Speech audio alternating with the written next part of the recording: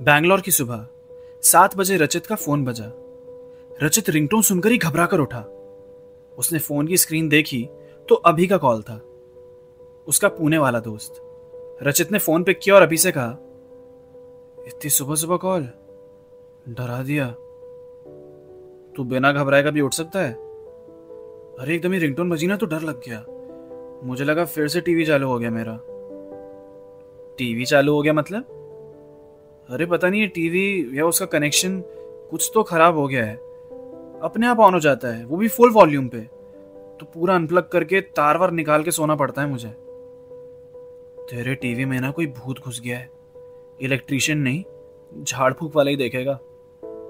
सुबह सुबह भूत की बात मत कर, दिन खराब हो जाएगा।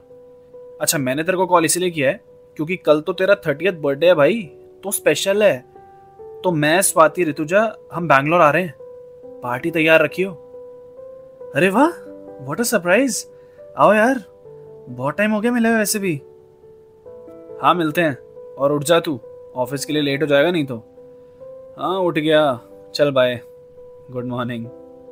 फिर रचित बिस्तर से उठा, फ्रेश हुआ और रेडी होके ऑफिस के लिए निकल गया। शाम को छुट्टी के बाद अपने फ्लैट पहुंचा, 7th फ्लोर 702। थका हारा सोफे पे बैठ गया, टीवी ऑन किया और एक वेब शो देखने लगा। उसके घर की घंटी बजी। उसने सोचा, इस वक्त कौन होगा? उसने दरवाजा खोला। डिलीवरी बॉय हाथ में एक बॉक्स लेके खड़ा था। सर, ये आपका ऑर्डर। मैंने तो नहीं किया कुछ ऑर्डर, किसने भेजा है? ओह, अभी ने भेजा है। ठीक है, थैंक यू भैया। सर, आप इधर क्यों रहते हो? आपको किसी ने बताया नहीं? इधर क्यों रहता हूं मतलब? सर, 702 इसी फ्लैट में। यहां क्या हुआ था आपको पता नहीं? डरा क्यों रहे हो भाई? क्या हुआ था तुम ही बता दो। 2 साल पहले यहीं पे एक लड़का लड़की रहते थे लिव इन में। दोनों में हुई होगी कुछ कहासुनी। तो न्यूज़ में बता रहे थे कि लड़के ने लड़की का मर्डर कर दिया था। वो वहीं, आपका सोफा है ना जहां, वहीं उस लड़की की लाश थी। क्या नाम था? अनामिका। आप नए आए हो क्या यहाँ? हाँ, मैं 6 महीने पहले ही आया हूँ यहाँ पे। तभी, क्योंकि यहाँ के लोगों को तो ये कहानी पता ही है। बहुत टाइम से खाली पड़ा था ये कमरा, कोई नहीं आता था इधर। और तो और, लोग तो कहते हैं उस लड़की की आत्मा अभी भी भटकती है यहाँ। अच्छा, ऐसा क्या? भैया सुनो, कल मेरे दोस्त आ जाएंगे यहाँ पे। आज रात के लिए आप रुक जाओगे मेरे साथ? नहीं, गलत मत समझो। क्या है ना, मुझे भूतों से थोड़ा डर लगता है। अरे नहीं सर, आपसे ज्यादा तो मुझे डर लगता है, और बहुत डिलीवरी करनी है मुझे।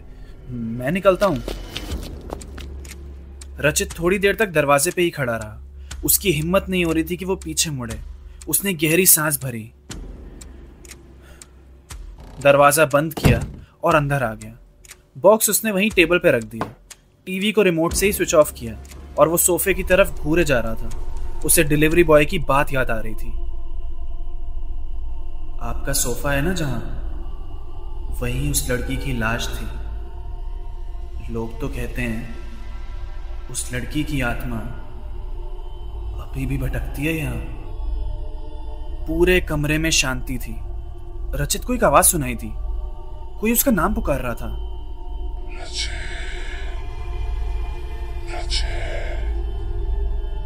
ये सुनकर उसका दिल तेजी से धड़कने लगा।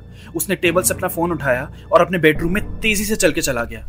वहीं अपने बिस्तर पे बैठ गया। उसने सोचा, अभी 11 बजे हैं, सो जाता हूं, सब सही हो जाएगा। उसने एसी ऑन किया, रजाई ली और मुंह ढक के सोने की कोशिश करने लगा। थोड़ी देर बाद उसको अपना दरवाजा खुलने की आवाज आई। उस आवाज के साथ उसकी सांस तेजी से चढ़ने लगी। 18 पे चलता हुआ एसी, लेकिन उसे फिर भी पसीना आ रहा था। उसने खुद को मनाते हुए बोला, कुछ नहीं है रचित, तेरा वहम है ये सब। क्यों डर रहा है, पागल है क्या? रचित, रचित, दरवाजा खोलो। रचित रजाई से बाहर निकला। उसने इधर उधर देखा। हिम्मत करके वो दरवाजे के पास गया। हर जगह सन्नाटा था।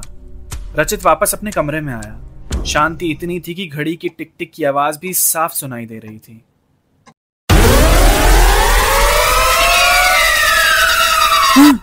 ड्राइंग रूम में तेज म्यूजिक बजने लगा। ये क्या है? ये कहां से चालू हुआ? ओह, टीवी को अनप्लग नहीं किया था, इसीलिए चालू हो गया होगा। कल ही ठीक करवाता हूँ इसको याद से। दबे पांव से रचित ड्राइंग रूम में गया और टीवी को अनप्लग कर दिया। वहीं पे वो सोफा था। उसे देखकर भागता हुआ अपने रूम में आ गया। डर के मारे उसे नींद भी नहीं आ रही थी। अजीब अजीब सी आवाजें, अजीब अजीब से ख्याल और आए जा रहे थे। 1 बज चुके थे अब, और ये रात कटने का नाम ही नहीं ले रही थी। अब रचित को वॉशरूम जाना था, पर उसकी हिम्मत नहीं हो रही थी कि वो उठ के वहां तक जा सके। उसने कंट्रोल करने की सोची और सोने की कोशिश करने लगा। थोड़ी देर बाद उसको ऐसा महसूस हुआ कि उसका लेफ्ट पैर किसी ने अपने हाथ से पकड़ा हुआ है। उसने एकदम ही अपनी आंख खोली, अपना पैर झटका। मैं सो गया था क्या? बुरा सपना होगा। फिर उसको एहसास हुआ कि उसकी चादर भीग गई है। वो उठ के एकदम ही बैठा और उसने देखा कि जिसको वो कंट्रोल करने की सोच रहा था, उसने बेड पे ही अपना दम तोड़ दिया। ओफो मैन, ये क्या हो गया? अब सब बदलना पड़ेगा। और वो खुद को साफ करने वॉशरूम तक गया। उसको फिर उस डिलीवरी बॉय की बात याद आने लगी। वो बातें उसके दिमाग से जा ही नहीं रही थी। लड़के ने लड़की का मर्डर कर दिया। लड़की की आत्मा अभी भी भटकती है यहां। और तभी उसको दूर से कहीं लड़की की चिल्लाते हुए आवाज आई। रचित ने दोनों हाथों से अपने कान बंद कर लिए। डर के साथ साथ उसके दिल की धड़कन बढ़ती ही जा रही थी। उसको अचानक ही बहुत गर्मी लगने लगी। वो अंडरवियर में ही भागता हुआ अपने रूम में गया। उसने अपना फोन उठाया। फोन में 19% बैटरी और टाइम 2:05। उसने अभी को एक वॉइस नोट भेजा। भाई, यहाँ पे कुछ है यार, अजीब लग रहा है, बहुत गंदी गंदी आवाजें आ रही है और कुछ हो रहा है मुझे। वो डिलीवरी वाला बता के गया, लड़की, भूत, पता नहीं क्या क्या। हेल्प मी भाई, हेल्प मी। उसने फोन साइड टेबल पे रखा और उसे अपनी तरफ चलते हुए कदम की आवाज आने लगी। और सामने दीवार पे देखा तो एक लड़की की परछाई बड़ी होती हुई नजर आ रही थी। रचित को कुछ समझ नहीं आया क्या है। वो अंधाधुंध बस वहां से भागने लगा। साइड टेबल में टकराया। उसका फोन जमीन पे गिर गया। चढ़ती हुई सांस के साथ ड्राइंग रूम में आया। डाइनिंग टेबल पे रखे ग्लास के जग पे उसका हाथ पड़ा और जग नीचे गिर के टूट गया। वो परछाई उसका पीछा अभी भी कर रही थी। सामने भागते हुए उसने परछाई को देखने के लिए पीछे मुड़ के देखा और तभी उसके पैर लड़खड़ा गए। वो खुद को गिरने से बचा रहा था लेकिन बचा नहीं पाया और उसका सर बहुत जोर से सीधा जाके दीवार के कोने से टकरा गया।